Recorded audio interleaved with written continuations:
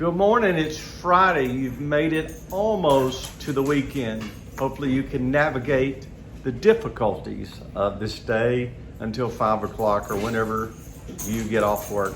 So this week we've been looking about how to have assurance, how we can help others have assurance. And so we want to look today at 1 John chapter 2, and I want to look at verses 5 and 6. And what I want you to see as we begin reading is there's the contrast that John wants us to see. And there is a demarcation line that should be evident for all. Look at verse 5 and 6 as I read that. It begins with, but whoever keeps his word, truly in him the love of God has been perfected. Then he concludes verse 5 by saying, by this we know that we are in him. By this we know. The one who says he abides in him ought. That speaks of a debt, an obligation. He ought himself to walk in the same manner as he walked. So basically what John is saying is, by this we know that we know him when we walk as Jesus walks. This goes with the scripture, Philippians chapter 2, verse 5, that beautiful ancient hymn where Paul is encouraging the Philippians not to have self-interest, but to look out for the interests of others. And then he breaks forth into that beautiful hymn where he says we should adopt or have the same way of thinking as Jesus Christ. And then he brings how Jesus thought, how Jesus operated. And that would be good of you this weekend to focus on Philippians chapter 2, verses 5 through 11.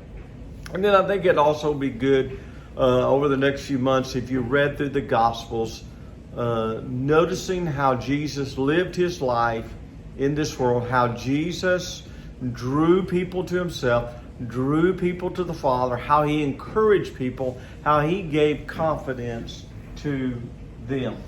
So I want to answer just one question though. Go back and look at verses 5 and 6 where Jesus says the love of God has been perfected. We think of perfection as getting 10 out of 10 or 100 on a test. This is not what John means here. He's talking about something more than perfection. He's talking about a fullness, a completion. He's talking about maturity.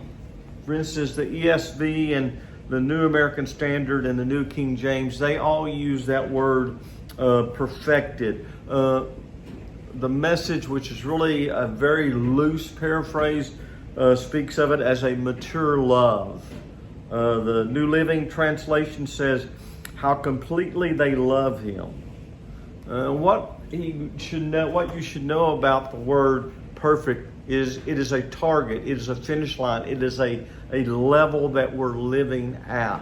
So how do we know that we know him? How do we know that the love of God has entered into our heart and compels us? Is that we have a maturity in the way that we love him and love others. What is mature love? It's not a flighty love. It's not here today and gone tomorrow. It is a committed love. It's a love that's going to navigate through the difficulties of relationships.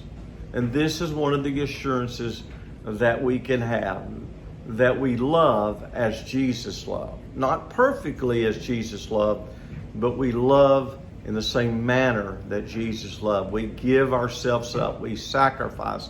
We serve. So I hope you have a great Friday.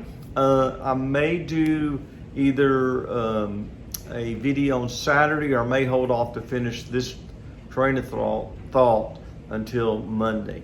Have a great weekend. We'll see you when we see you. Bye.